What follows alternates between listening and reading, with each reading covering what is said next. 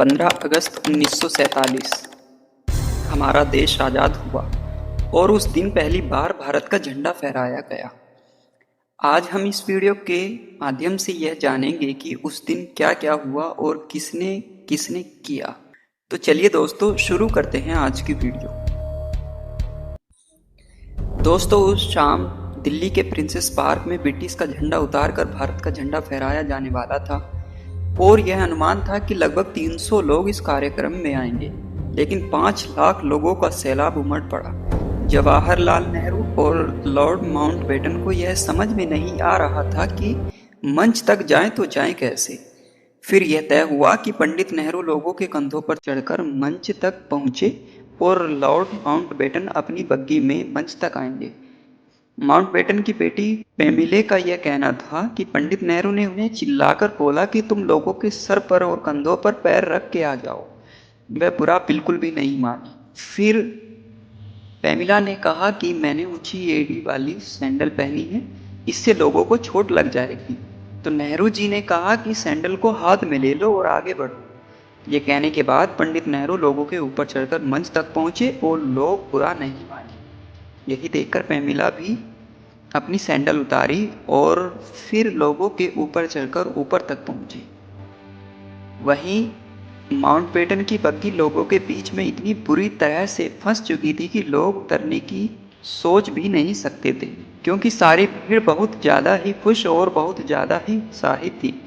इसलिए Lord Mountbatten ने पंडित नेहरू की तरफ चिल्लाकर कहा, लेट्स होस्ट द फ्लैग। जिसके बाद प्रिंसेस पार्क में पहली बार भारत का झंडा फहराया गया और लॉर्ड माउंटबेटन ने अपने बग्गी में से ही खड़े होकर उस झंडे को सलामी दी। उसके बाद कुछ ऐसा हुआ जो आज तक 200 साल में ब्रिटिश हुकूमत में नहीं हुआ। भारत की जनता ने लॉर्ड माउंटबेटन के नाम का जयकारा किया। उस दिन लॉर्ड माउंटबेटन को वह सौभाग्य प्राप्त हुआ जो आज तक किसी अंग्रेज को प्राप्त नहीं हुआ। उस दिन करोड़ों देशवासियों ने देश के पहले स्वतंत्रता दिवस को बड़े ही धूमधाम से मनाया और जय हिंद, जय भारत और भारत माता की जय के नारे पूरी दुनिया तक गूंज उठे। दोस्तों, विंस्टन चर्चिल ने द्वितीय विश्व युद्ध में ब्रिटेन को जीत दिलाई थी, लेकिन उस जीत के बाद उनकी पूरी कमर टूट चुकी थी। वो फाइनेंशियली थोड़े से वीक हो गए थे और उसी समय भारत में आज़ादी की लहर बहुत तेजी से चल रही थी। नेताजी सुभाष चंद्र बोस की आज़ाद हिंद फौज देश की आज़ादी के लिए बहुत ही जोरों शोरों से काम कर रही थी और महात्मा गांधी के आंदोलनों से देश में स्वतंत्रता का अभियान अपने चरम पर था। इसको देखकर ब्रिटिशर्स यह समझ गए थे कि अगर वह भारत को आज़ादी नहीं देंगे तो हम उन्हें अपने देश से बाहर निकाल कर फेंक देंगे। ऐसे में नए प्रधानमंत्री रिचर्ड एटली ने 23 फरवरी 1947 को हाउस ऑफ कॉमन्स में यह ऐलान किया कि वह भारत को 30 जून 1948 तक आज़ाद कर देंगे। लेकिन समय बीतने के साथ कुछ ऐसा हुआ कि भारत को आज़ाद करने की तारीख कुछ और नज़दीक आ गई। दोस्तों, भारत की आज़ादी की जिम्मेदारी ब्रिटिश की आखिरी वायसराय लॉर्ड माउंटबेटन को दी गई थी, जो साल भर का समय लेने वाले थे। लेकिन देश की स्थिति अब अनियंत्रित हो गई थी और स्वतंत्रता सेनानी बहुत जोरों शोरों से हंगामा कर रहे थे। और वहीं दूसरी तरफ ब्रिटिश के डिवाइड एंड रूल की पॉलिसी की वजह से देश के अलग अलग कोनों में जात पात से रिलेटेड दंगे काफी बढ़ गए थे। उसी में भारत के गवर्नर जनरल श्री राम गोपालाचारी ने यह लॉर्ड माउंटबेटन को कहा कि अगर आप 30 जून 1948 तक इंतजार करेंगे तो आपके पास हमें देने के लिए कोई सत्ता ही नहीं बचेगी। यह बात लॉर्ड माउंटबेटन के जहन में बैठ गई थी और उन्होंने यह डिसाइड किया कि भारत को जल्द से जल्द आज़ाद किया जाएगा। और 3 जून 1947 को उन्होंने यह प्रेस कॉन्फ्रेंस में ऐलान किया कि भारत को 15 अगस्त को आज़ाद कर दिया जाएगा। और इसके साथ यह भी अनाउंस हुआ कि भारत और पाकिस्तान नाम के 2 देश बनेंगे और इनके संविधान भी अलग अलग होंगे।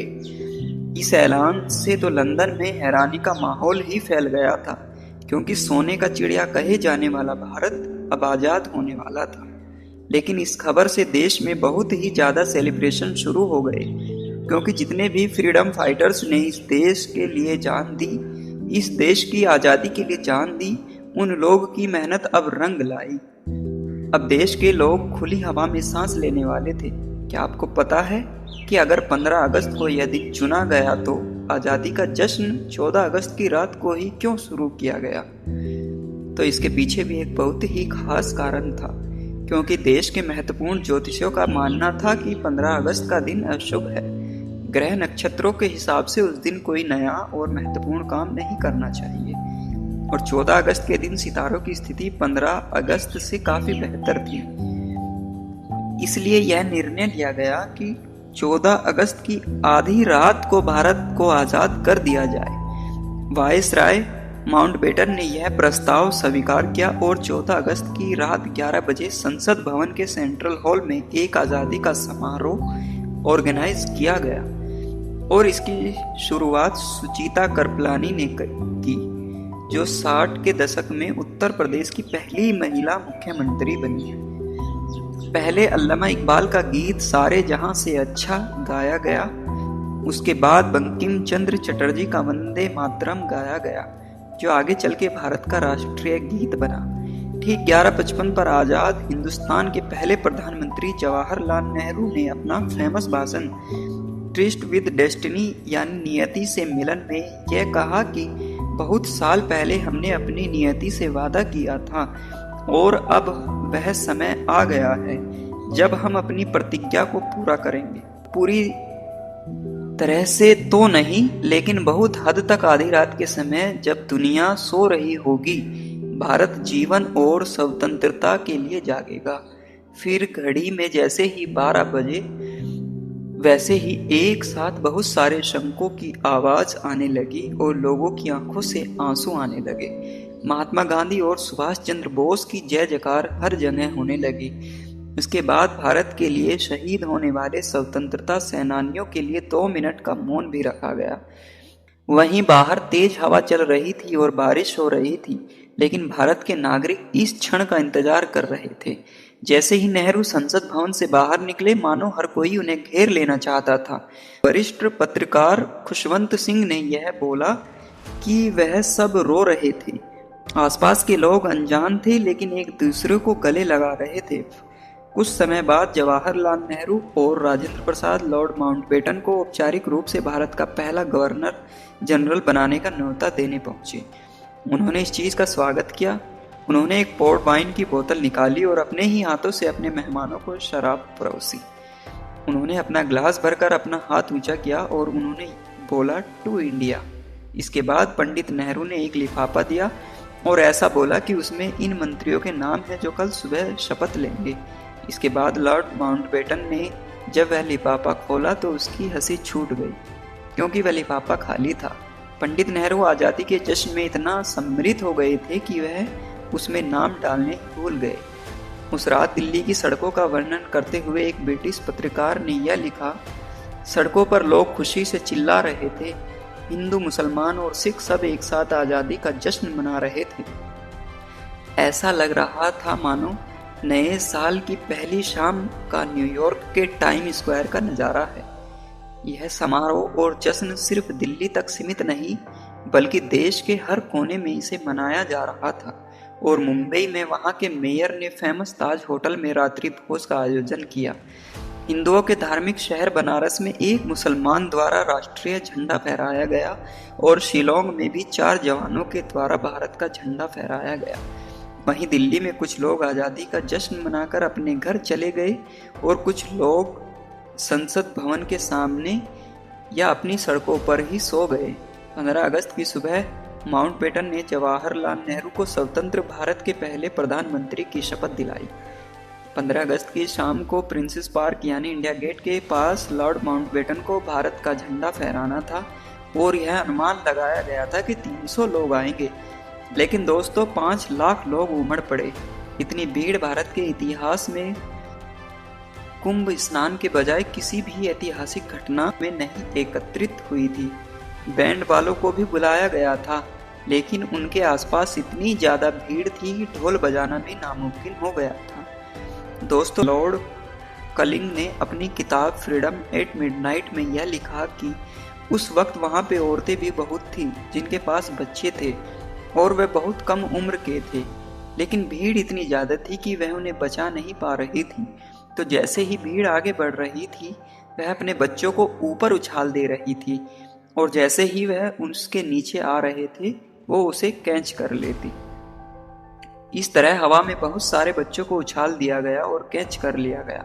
यह दृश्य देखकर लॉर्ड माउंटबेटन की बेटी पेमिला आश्चर्यचकित रह गई। वह सोचने लगी, है भगवान, यहाँ पर तो बच्चों की बारिश हो रही है। प्रिंसेस पार्क में भारत के झंडे को फहराया और जिसने जिसने इस दृश्य को देखा उनका जीवन धन्य हो गया। और तिरंगे के ठीक पीछे इंद्रधनुष भी निकल आया, मानो प्रकृति भी भारत की आज़ादी का जश्न मना रही हो। पूरे देश में खुशी का माहौल था, हर लोग एक दूसरे को गले लगा रहे थे, कुछ लोग रो रहे थे और सब लोग आज़ादी का जश्न मना रहे थे। हालांकि देश के कुछ हिस्सों में लोग बंटवारे का दर्द भी सह रहे थे।